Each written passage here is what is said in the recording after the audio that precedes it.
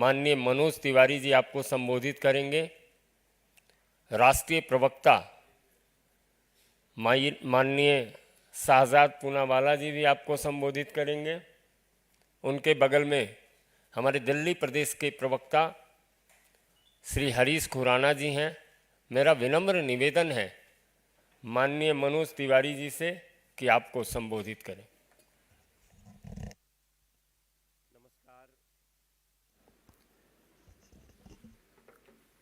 आम आदमी party Arvind Kejriwal gang के भ्रष्टाचार की भूख ऐसी है साथियों, जो खत्म होने का नाम ही नहीं ले रही है।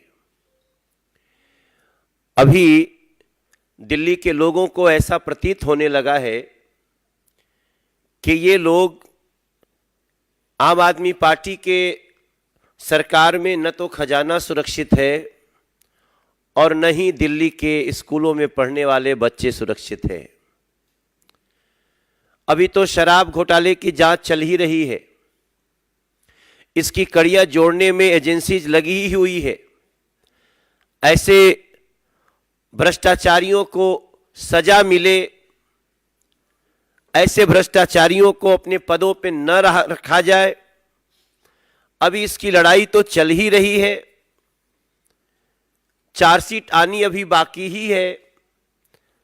तब तक हमें शिक्षा के विभाग में भी एक बड़े घोटाले का सामने दर्शन हो गया है। जब मैं आपसे बात कर रहा हूं,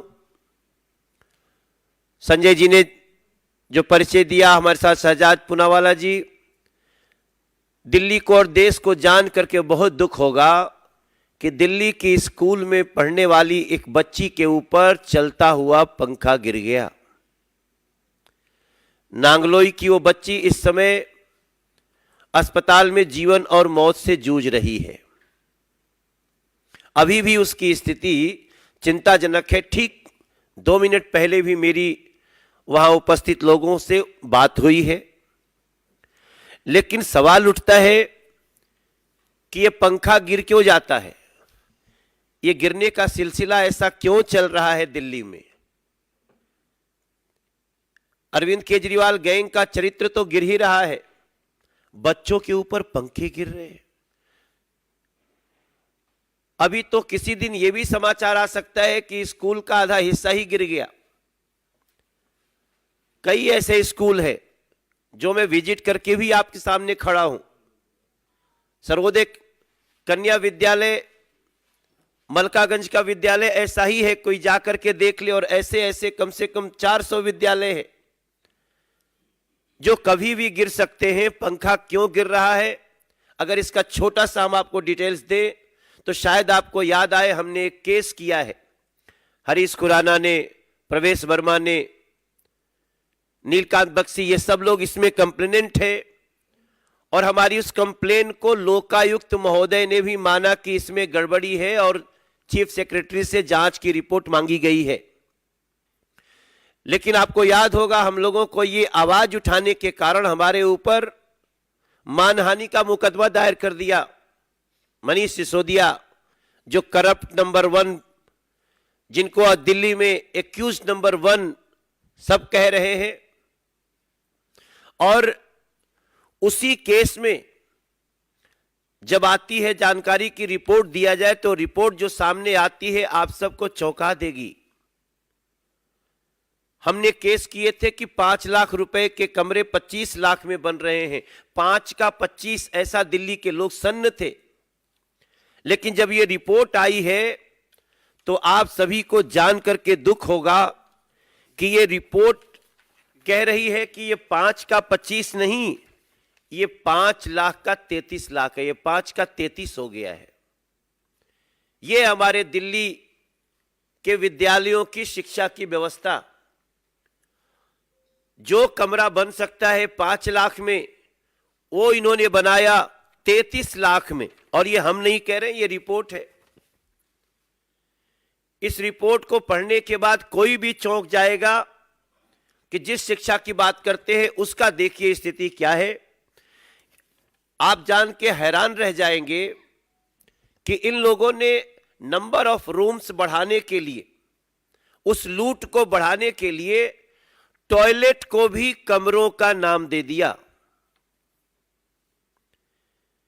मैं समझता हूं दिल्ली नहीं, पूरे दुनिया में यह अनोखी लूट हुई होगी जहां कमरे बनाने में 5 का 33 तो हो रहा है, लेकिन टॉयलेट को भी कमरा में गिन लिया गया। यह रिपोर्ट कह रही है इन 194 schools 1214 toilets were constructed. Toilets were counted and projected as classrooms by Delhi government. भ्रष्टाचार की ऐसी भूख, मैं समझता हूं यही कारण है जहां आज एक बच्ची जीवन मौत से जूझ रही है, चलता हुआ पंखा गिर जा रहा है। अगर इस देश में दिल्ली में कोई भी सुनेगा दिल्ली के स्कूल में बच्चे पढ़ रहे होते हैं तो पंखा गिर जाता है, उस अभिभावक की स्थिति क्या होगी? दिल्ली सरकार में स्कूल में पढ़ाने वाले अभिभावकों की स्थिति क्या होगी? और यह पहली बार नहीं हुआ है, यह पहले भी कई बार हुआ है, लेकिन उसके बाद भी बड़े बेशर्मी से इसको सर्वश्रेष्ठ ऐसे लोगों को पुरस्कृत करने की बात करते हैं लोग। आपको जान के दुख होगा, अभी तो शुक्र है बेटी की जान अभी लगता है कि बच सकती है, मगर इसके ऊपर उनका जवाब नहीं आएगा। मनीष सिसोदिया, अरविंद केजरीवाल गैंग का जवाब इस पे नहीं आएगा।